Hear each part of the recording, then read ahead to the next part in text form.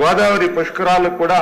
మరి ఇప్పుడే గౌరవ సభ్యులు చెప్పినట్లుగా మరి అది ఒక్క ఇరిగేషన్ శాఖకు సంబంధించినటువంటి మాత్రమే కాకుండా, ఎందుకంటే ఇరిగేషన్ శాఖకు సంబంధించి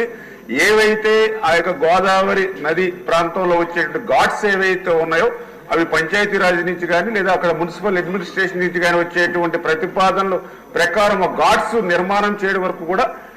ఇరిగేషన్ శాఖ బాధ్యత తీసుకుంటారు అధ్యక్ష. మిగిలినటువంటి ఏవైతే ఇప్పుడు సభ్యులు చెప్పినటువంటి లా అండ్ ఆర్డర్ కానీ, అదేవిధంగా మరి drinking water, food, sanitation, mobile health clinics, traffic and control arrangements, security, electricity, cultural programmes, internal roads, ఇవన్నీ కూడా అన్ని డిపార్ట్మెంట్లో లింక్ అయి ఉంది అధ్యక్ష. ఖచ్చితంగా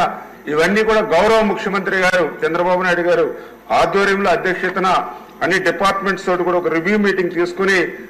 ముఖ్యమంత్రి గారి సమక్షంలో ఏర్పాటు చేస్తామని మీ ద్వారా కూడా మరి తెలియజేసుకుంటూ